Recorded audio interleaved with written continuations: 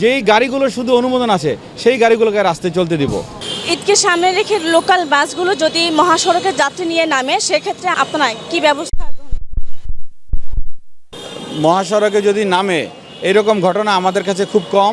তারা যে আচরণটি করে কালে ফ্লাইওভার উপরে উঠানামা, আবার অনেক সময় ফ্লাইওভার ওঠার পূর্বে এন্ট্রি প্যাসেজ সেখানে উঠানামা করে। তো আমরা ওইখানে নির্দিষ্ট পয়েন্টে আমরা আমাদের ট্রাফিকের ব্যবস্থাপনা রেখেছি।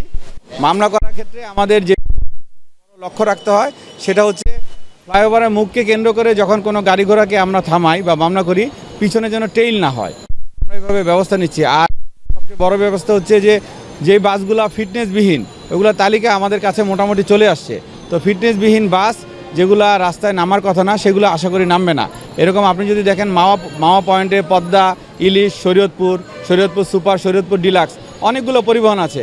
এগুলাকে আমরা সর্ট আউট, যেই গাড়িগুলো শুধু অনুমোদন আছে সেই গাড়িগুলোকে রাস্তায় চলতে দিব।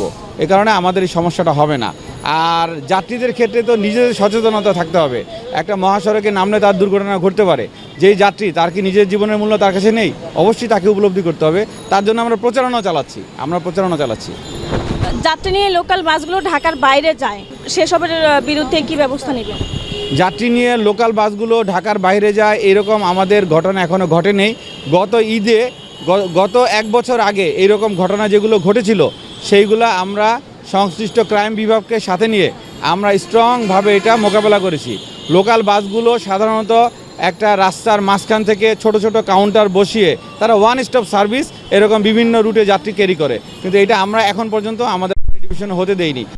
ঈদকে সামনে রেখে বাড়তি পেলে আপনারা কি ব্যবস্থা নেবেন?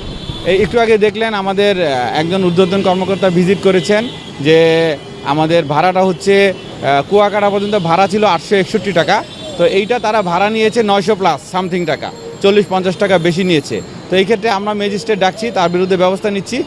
আর যেই কাউন্টার থেকে এই 50-60 টাকা বেশি নেয় তাদের অধিকাংশ হচ্ছে কমিশন কাউন্টার, মানে মূল কাউন্টারে সাব কাউন্টার। তো এই কমিশন কাউন্টার সহ অন্যান্য কাউন্টার এগুলো আমরা শীঘ্রই যে সায়দাবাদ স্মার্ট বাস টার্মিনাল উদ্বোধন করবে মাননীয় দক্ষিণের মেয়র মহোদয়, তখন আমরা এগুলো উঠিয়ে দিব, আমরা অভিযান চালিয়ে উঠিয়ে দিব। ধন্যবাদ আপনাকে।